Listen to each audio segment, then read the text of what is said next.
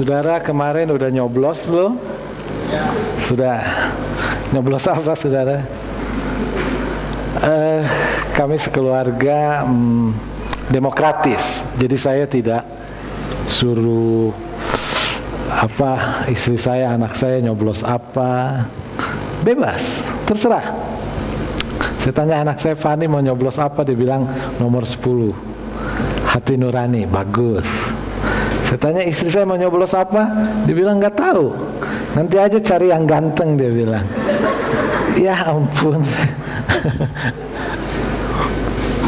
Ya, yang penting aspirasi saudara sudah bisa tersalurkan, dan kita berdoa, kita yakin pemimpin kita akan dipilih oleh Tuhan. Pemilihan berikutnya adalah pemilihan presiden. Ya. Galatia pasal 3 ayat 13. Sekali lagi saya baca. Kristus telah menebus kita dari kutuk hukum Taurat dengan jalan menjadi kutuk karena kita. Sebab ada tertulis, terkutuklah orang yang digantung pada kayu salib. Katakan amin. Saudara, salib adalah simbol Kristen yang menarik. Tadi pada pendahuluan di 5 minute to sermons, salib sesuatu yang indah dan banyak orang suka kepada salib. Bahkan Princess of England atau Ratu Inggris, istri dari Pangeran William, mengenakan salib sebagai perhiasan. Begitu juga Justin Bieber, penyanyi remaja yang booming, yang terkenal, itu dengan bangga pakai salib. Ya. Aktor Vin Diesel, aktor laga action, juga memakai salib. Jadi banyak orang memakai salib. Waktu saya ke Shanghai, saya lihat di kota besar ini, anak-anak muda itu pakai salib. Perempuan, pria pakai salib. Mereka senang pakai salib. Jadi salib sesuatu yang bagus, yang indah, dari emas, dihiasi dengan manik-manik berlian. Semua orang suka, bahkan bangga. Bahkan bukan cuma orang Kristen yang pakai salib, orang bukan Kristen juga saya lihat banyak yang pakai salib.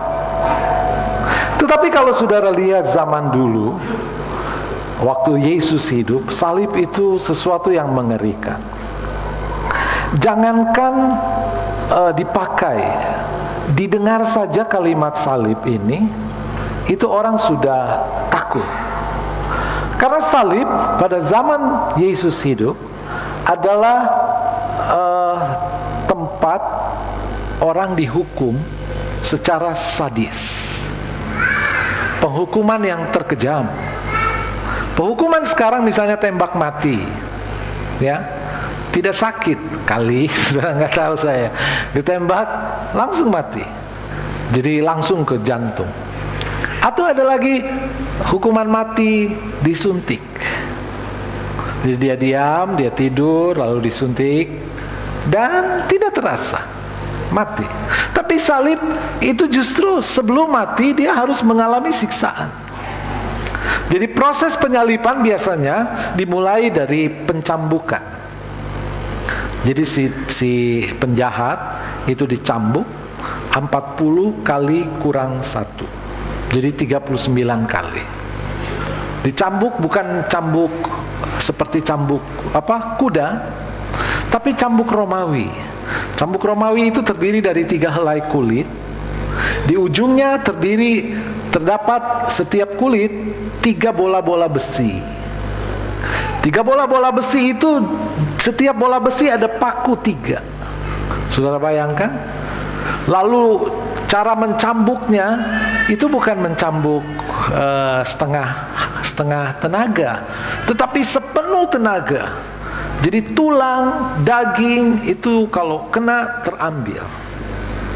Setelah itu si penjahat harus memikul salibnya sendiri, yang lebih berat dari tubuhnya.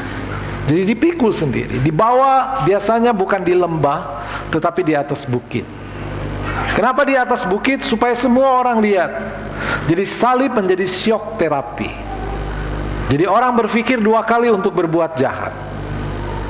Lalu dibawa dan mereka harus naik ke gunung. Jatuh, naik, berdiri lagi, sampai ke salib. Di salib belum selesai, mereka dipaku.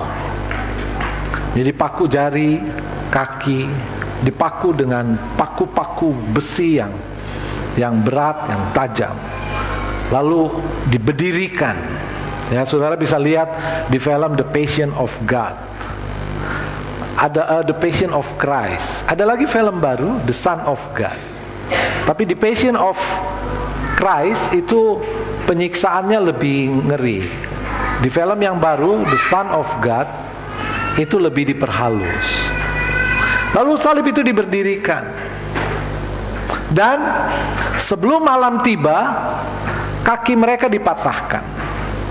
Cara dipatahkan kaki dipukul dengan hammer, dengan palu besar. Jadi kalau saudara lihat tukang batu yang menghancurkan batu, nah dengan hammer itu kaki orang-orang yang disalib dipatahkan. Jadi mereka berteriak. Jadi mengerikan sekali. Supaya mereka tidak kabur, dan sebelum pagi mereka sudah mati. Dan Yesus mengalami itu. Yesus mengalami salib. Jadi salib adalah sesuatu yang mengerikan sekali. Sesuatu yang ditakuti oleh banyak orang. Karena siksaannya begitu besar, siksaannya begitu dahsyat, dan Yesus alami itu. Kenapa Yesus alami itu? Supaya kita tidak perlu mengalami salib. Salib adalah bicara neraka.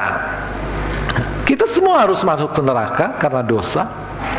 Dan Yesus disalib mengalami neraka supaya kita tidak masuk neraka. Salib adalah bicara penghukuman. Semua orang berdosa akan mengalami penghukuman. Dan kita tidak perlu lagi mengalami penghukuman.